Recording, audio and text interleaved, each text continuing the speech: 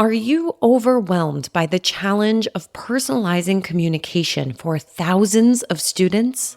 That's where Element 451's AI assistants come in. From nudging prospective students to guiding those already on their journey, AI assistants don't just automate. They write, build, and optimize every step of your digital campaigns. Discover how at element451.com/AI team. We haven't even begun to see the level of mergers, acquisitions, and closures that are going to come, and that rate is going to increase rapidly. And so for folks that are listening, if you are not tracking and engaging in M&A from a marketing or enrollment perspective, I would highly encourage you to do that. Hit it! That's what I'm talking about. Wait! Okay, now, from the beginning. Hit it, boys. Welcome to Higher Ed Pulse, your Monday morning energizer covering insights and trends in higher ed marketing and enrollment. I'm Mallory Wilsey, bringing over 15 years of ed tech and marketing expertise to your earbuds. And I'm Seth Odell, joining the Pulse with my own adventures from leading marketing at top universities to founding Kanahoma, one of the industry's fastest growing digital marketing agencies. Each week, we bring you the kind of insider insights you typically only find over cocktails with your pals at a conference. It's fast, it's fun, and it's designed for you, the busy higher ed professional. You're not just listening to another podcast. You're checking the pulse of higher education. Higher Ed Pulse is part of the Enrollify Network, a robust collection of podcasts designed to help higher ed professionals like you grow. Explore our other shows at enrollify.org. Enrollify is made possible by Element 451, the next generation AI student engagement platform, helping institutions create meaningful and personalized interactions with students. Learn more at element451.com. Hello and welcome to the Higher Ed Pulse. I am your co-host Seth, and I'm excited to be here as always with our maestro and master of ceremonies, the thoughtful and accomplished Mallory. Welcome, Mallory. Hi, Seth. How's it going? It's good for me because I am rested, although full of FOMO. But how are you? Because you are coming off of AMA, which is a marathon, and it certainly looked like it as someone watching it from the sidelines this year. I'm still catching up on sleep. Like, the Vegas Strip is real, definitely still like catching up on my Z's. A little detox too. It's fine. Yeah. We hosted, Seth, I was so sad you couldn't be there. We hosted the coolest party on Sunday night after the opening reception. Anyone and everyone could come, and anyone and everyone did. Let's just say that. It was the place to be. And what a fun way to kick off the event, because it gave people a space to meet up with each other and I think kind of make plans. Totally. And, it was, Seth, I am sitting here missing all my new friends and feeling like, I've just strengthened some great connections. But what I loved the most was how willing people were to hop on the podcast and just talk to us about stuff that they're doing. I did a ton of interviews on artificial intelligence, but network-wide, we talked about everything from leadership challenges to social media strategies, how AI is impacting teams, and so much more. And listeners, if you haven't seen, I'm sure you've seen it because we've been dropping it on the network nonstop for the last week. But if you haven't caught some of those live at AMA episodes, now is the time. They were really great interviews. I feel so lucky that we were able to talk to so many incredible leaders. That's awesome. I love our industry for many reasons, but one is the people. And so just to see so many friendly faces, AMA each year is a little bit like its own high school reunion too. So new faces is great, but old ones is also always awesome to catch up. So I'm very envious, had a lot of FOMO, still do, but I've been enjoying the posts that y'all have been putting out and the interviews you've done. Well, coming off of the AI Engage Summit just a couple weeks ago too, Seth, everybody was like, where's Seth? They all wanted to tell you how great your opening keynote was and drill into some of the things that you shared during the summit. So actually, I'm hoping that we can take our conversation in that direction because it just, I think as people are planning for the next year, talking about the state of our industry industry and kind of getting aligned on everything and like just clear where the market stands is an important and worthy exercise for us now that we are in the, middle of November, just a few weeks away from the turn of the year. So I don't know, Seth, I would love to get into the weeds and kind of unpack your keynote a bit more. And of course, we'll make the recording that it's available to Enrollify listeners. So folks can go back and listen to it, but like, let's give them, if they missed it, let's give them a taste of what you talked about. You got it. I would love to dive in particular in the state of the state. So, really the focus of the front was really aligning on where is the industry today, because when we talk about where are we going, we have to be aligned on present state. And so, let me unpack a few things. Probably the first one that I'd love to talk about is declining demand and increasing supply. That's always like the place I start, is if you just look at higher ed as a business, we have declining demand and increasing supply, which is why we have such a competitive environment. Historically, when I've talked about that, it's been because I needed to align folks on like, are we aware that we're in a mature consolidating market? Like this is not a high growth industry at the moment. And so historically I've had to talk about that. This time around, it felt like everybody gets that to an extent. If you're working in the field, it's competitive. And so it was really fun as unpacking the nuances of what do we mean by declining demand and increasing supply. Obviously, declining demand, one of the things we've seen with recent data is, first-time freshmen is down pretty significantly year over year. There is some great counterpoints that came out of that research that maybe it's not fully 5%. We may see those numbers shift. But what I also think is important that's coming out is that just because demand is declining doesn't mean it's not growing in some places. And so we are still seeing growth in non-traditional students. We're seeing a lot of growth year over year in dual enrollment, which is high school students that are taking college classes. That's become a state mandate in some areas and just very, very much a fast-growing area. And growth in vocational. Like we all talk about the pressures community colleges are facing, but some data I shared in the keynote is that community colleges that are vocational focused as opposed to degree are actually up double digits, like some upwards of like 16%, in the last recent year. And so just because demand is declining doesn't mean it's not growing in some pockets. And that's a really important call out, because for folks that are listening, we all work for different organizations and different institutions that serve different student populations. And so a blanket statement like demand is down is not as helpful as saying, where is demand down, which is obviously traditional undergraduate, which is expected with a looming demographic cliff. But where are we seeing potential growth?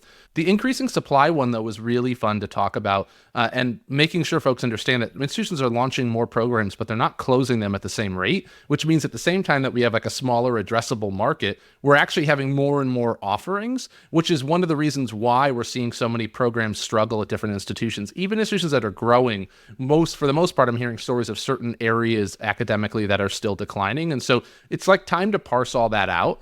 And I think that's really, really important. And just the other one I think we'll probably get into in a minute is the growth in non-degree. That to me is probably the most interesting. It's also the most challenging as a marketer. So, declining demand, increasing supply is probably where I would always start. This time around the keynote, I loved unpacking that at a much deeper level, because just because demand down doesn't mean it's down everywhere. And just because supply is up doesn't mean it's saturated. Some areas are still on the front lines of new academic offerings that are really meeting emerging market demand. And so it's just way more complex, right, than we'd like to think it is. And so it was really fun to have a platform to unpack that one at least at some breadth, because it's a complicated conversation. Yeah. So you shared some really great stats in support of all this. You noted that undergrad enrollment decreased 15% within the decade of 2010 to 2021. Freshman enrollment dropped, even this year, an additional 5%.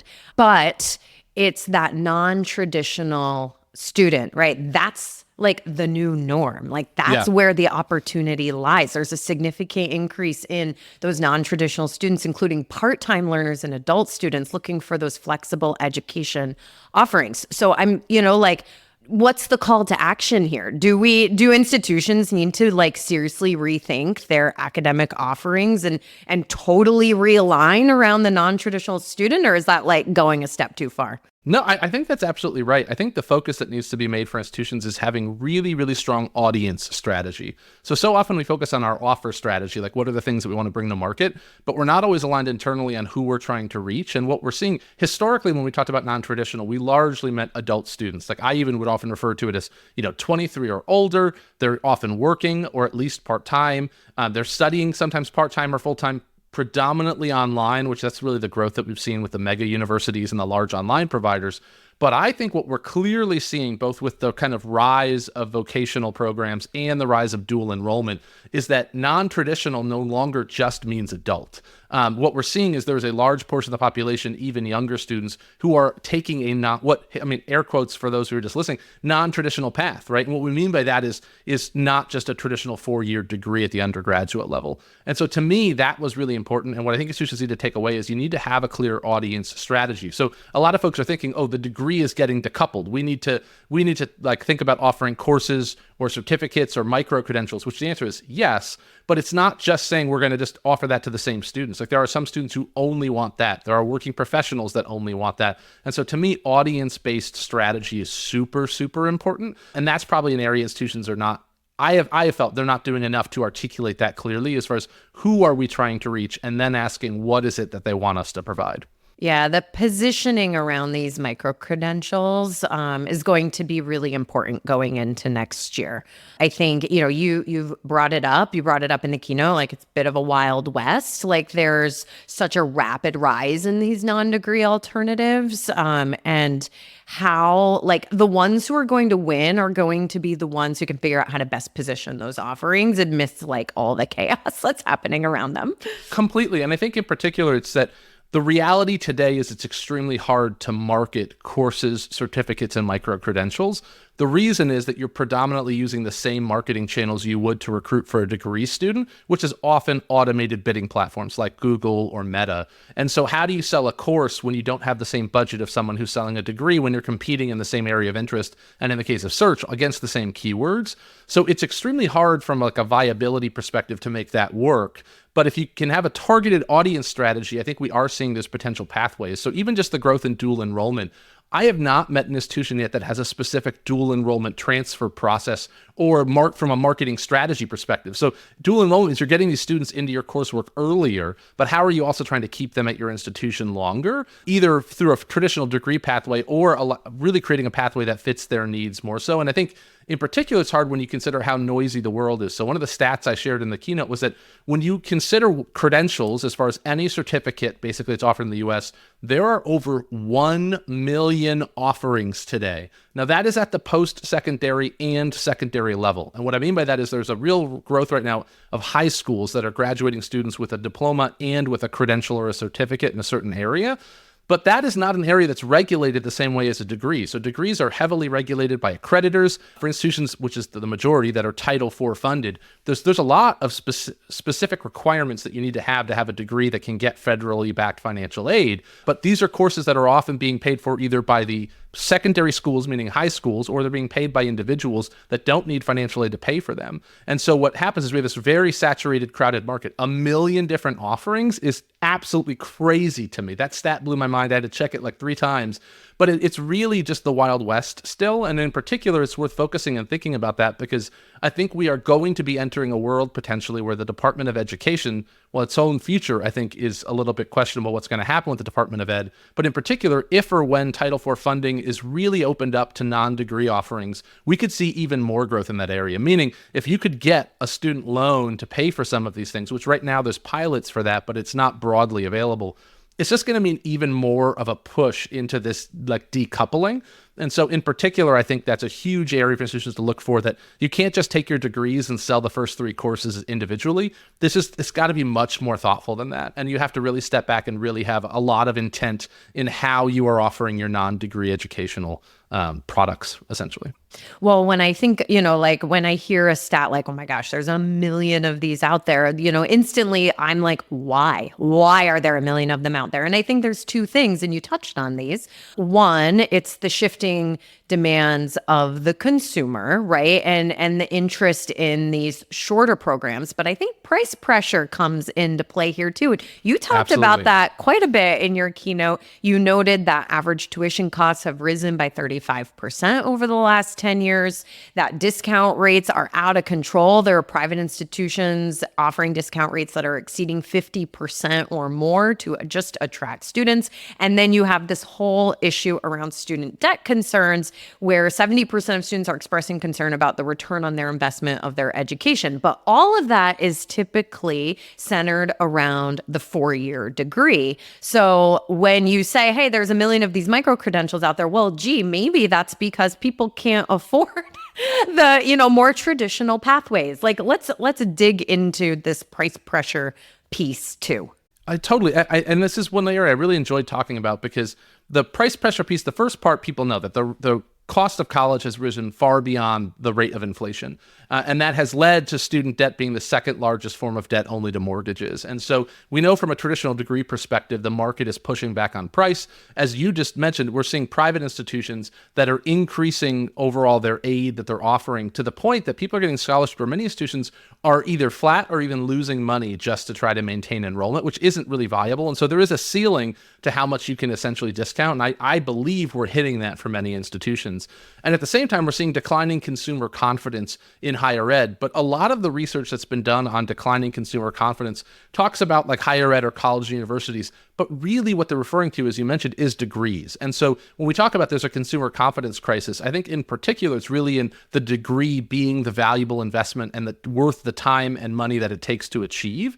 And so I think that's what's really driving this interest in short form alternative pathways, is people that are thinking, is there a more expedited path that I can take to professional and economic success? Well, then maybe I'll take that route instead. And I think it's really driving this sense that it's not throwing the degree out. There's still a lot of students, right, they're in traditional degree programs, but it is this rise and increase in folks alternatively thinking about other options.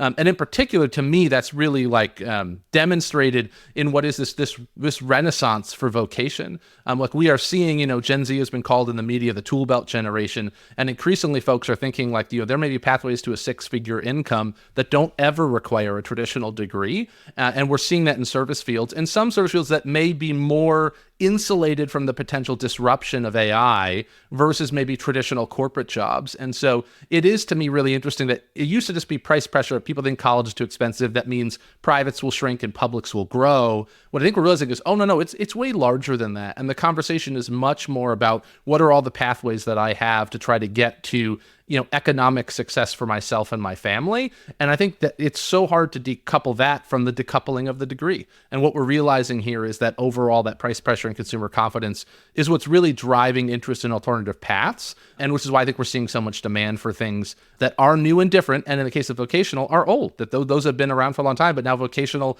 community colleges are up at a time when other community colleges are down. It's just very interesting to see. Yes, community colleges are having their moment in the sun right now because they have articulated for years the job ready pathway. And they have focused on that shorter, more affordable degree. And it is resonating with the population. And, is that vocational training going to be the new pathway to economic mobility? And how are some of these more traditional institutions going to start competing with the messaging that community colleges have been, shouting from the rooftops for a long time? Totally. And then I think it's worth asking too, for some of those career fields, which ones require additional education? So there are some that you can move into a vocational field where you're in a career, but there's a lot, especially like an example like healthcare, where you may enter the healthcare market as a medical assistant, but you're going to need additional upskilling and educational opportunities to take that pathway ultimately maybe into more administrative role within healthcare as an example. And so it also means that the role of education is no longer time bound to one moment in your life, but it's really going to be spread out. And we're seeing that with the rise in the skills gap that employers talk about. Employers are demanding the degree less. More and more employers are saying that it was over 50% of employers are reducing their degree requirements in 2024, which is a wild stat to me. At the same time, they're saying the skills gap is growing. So they actually have a higher demand for education, but they're just looking for it provided in different ways. And so that all goes back to, I think, even the first point about declining demand, increasing supply, that it just highlights just how complex this market is. And again, when we started this conversation, for me, it was always, does leadership get that declining demand, increasing supply means it's harder to recruit? So you can't just say arbitrarily, let's grow 10% next year and spend 5% less, which I think a lot of leadership made that decision. Now what we're realizing is we have to slow down and unpack this conversation, even as we feel the pressures to move faster, because the solutions we come up with are going to have to be very surgical and specific to our institution to meet the more intricate needs of the market. Because what we're seeing is that this is just way more complex, even from an audience and an offer perspective, not just overall those, the market's more competitive, there's less high school graduates. It's like that is chapter one in a book of what's really going on in this market. Well, and we've talked about all of the mergers and acquisitions before on our own Pulse episodes. We had a whole series on it this year that Ken Sejpal led on M&A and closures. And you shared some stats around how there's been 15% increase in mergers and acquisitions among higher ed institutions in the past 3 years, and over 100 colleges have closed or merged in the past 5 years. And so in light of everything we've been talking about for the last 15 minutes, it all kind of lands us at the state of the industry. It's shrinking.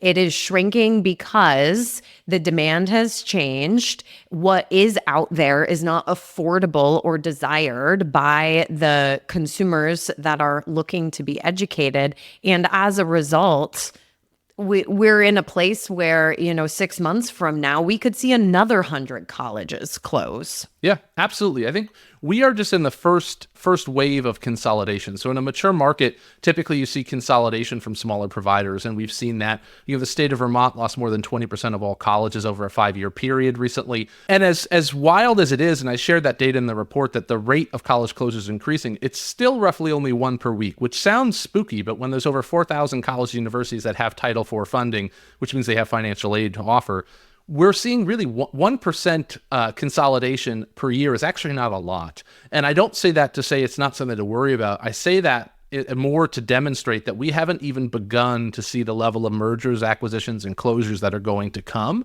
And that rate is going to increase rapidly. And so for folks that are listening, if you are not tracking and engaging in M&A from a marketing or enrollment perspective, I would highly encourage you to do that. I thought the whole series that Ken did was fantastic. I think the reality is we're all going to get pulled to the table, and what most folks don't realize is the majority of mergers in higher ed fail. So in the analysis that we did at Kanahoma, we found that roughly 80% of recent mergers have not generated incremental enrollment growth. And now enrollment growth is not the only motivation in a merger, but it is a primary factor for most. And so when we think about this, one, we haven't even begun to see the rate that colleges are going to close. Two, most leadership are going to think it's going to lead to growth because in the private sector, mergers and acquisitions often does lead to growth. But I don't think it's going to for most folks. And so you have to be ready for those conversations because they are coming. And if you're not careful, you may be signed up for some pretty big goals that are not realistic to achieve. And so I think we are just in the first wave of M&A and closures. And I think it's going to be really a wild world when we think about where we're going in the next 3 to 5 years. So I'll end with this question, Seth. What kinds of institutions do you see surviving and ultimately thriving 5 years from now? Great question. There's a few that are going to, I think, first and foremost, we are going to see that like the larger players are going to get bigger. The winners are going to win. So for like the adult and online, the mega universities are going to grow. Southern New Hampshire is over 200,000 students. I think they're on their way to 500,000 students. It may take them 5 to 10 years to get there, but I think that they will. The elites, I think, are actually going to get more in demand. And so if you're a top 50 institution, maybe top 100, but for sure top 50, we're actually seeing many of those institutions are becoming increasingly selective at a time when the rest of the market is getting less selective. So if you're in a top 50 or a mega university, you're in a good spot. If you're not in those, which is the majority of us, I think what we're going to see is the folks that are realistic in their strategies and focusing on a regional strategy, which is like how do we serve the market we are currently in, and how do we engage better with employers to provide improved pathways? That's really the path. I don't think it's going to be this new national growth. I think what we're going to see is across the different markets we have in the US, there is room for strong regional players that have very strong specific disciplines academically and good relationships with employers. The problem is that's not as shiny as a lot of solutions that people are touting. And so it's like, can we be realistic about where we are in market? For those privates that do that, I think there's still room to grow. But I also think for many, we're going to probably see, at least 10% of the industry close in the next 10 years. I think most likely more than that, at least from a traditional college and university perspective. Yeah. I need to think about what I'm about to say a little more, but I'll say, I think there was emphasis around the campus experience for students, particularly traditional students. And as a millennial, right, like I lived my college experience in a time where, High Point was putting in a lazy river and rock walls were coming up. And that was like what the millennials wanted, right? Or at least that's what we thought the millennials wanted. But it was all about the campus experience. And there is definitely this emerging idea of a learning ecosystem now that is, I think, redefining or should be redefining how institutions kind of position to a prospective student that's around the connectivity, the access, the modular learning experiences. And that's going to be really valuable for non-traditional learners too. But like I said, I want to marinate on this idea a bit more, and maybe in a couple weeks we can do a 2025 predictions episode. Yes, I would love and that. I'll show up to that with a few more thoughts on this topic. No, absolutely, because I think you're so right. And I would love a full episode to dig into this, because to me, it is still about experience. But I think what we're realizing is that what the consumer wants for experience is changing. Like the Lazy River and Sushi Bar was really exciting and new when everyone didn't have it. I think what people are looking for, and what will grow much more so, is how can you talk about hands-on learning and employer access early into a degree process, right? So in particular for health partners that we have, when you can talk about you're going to be engaging with employers within the first 6 months of your program, you're going to be hands-on with new technology. So it is still experience, but what the experience is changing. And there's a lot to talk about there, so we can definitely save that for another episode. All right. Well, we've committed to it, folks. Look forward to a predictions episode coming your way sometime in December. Love it. I'm in. Awesome. Seth, it was so good to chat with you and to, connect and catch up. Folks, we are in the middle of a Great Pulse Check series around reclaiming democracy on college campuses. I hope you'll tune into it. The next episode will drop on Thursday. And friends, take care of yourself. It's been a busy fall. And we really appreciated all of the feedback that we got on our Resilient Leader episode a couple weeks back. But, it's always great to hear from you, the listeners. I'm feeling this coming off of AMA. Let us know what you want us to be talking about in 2025, because now's the time for us to start planning. And we would love to see you in our LinkedIn DMs or in our inbox with, the insight and ideas on what would mean and matter the most to you. All right. And with that said, we're wrapping it up. We'll catch y'all next time. Bye-bye.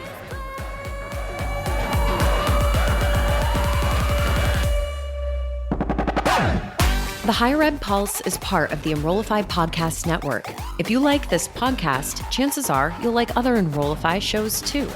Our podcast network is growing by the month, and we've got a plethora of marketing, enrollment, and higher ed technology shows that are jam-packed with stories, ideas, and frameworks, all designed to empower you to be a better higher ed professional. Our show helps higher ed marketers and admission pros find their next big idea and features a selection of the industry's best as your hosts. Learn from Brian Gross, Eddie Francis, Jenny Lee Fowler, and so many of your favorite leaders in higher ed. Enrollify is made possible by Element 451, the next generation AI student engagement platform, helping institutions create meaningful and personalized interactions with students. Learn more at element451.com.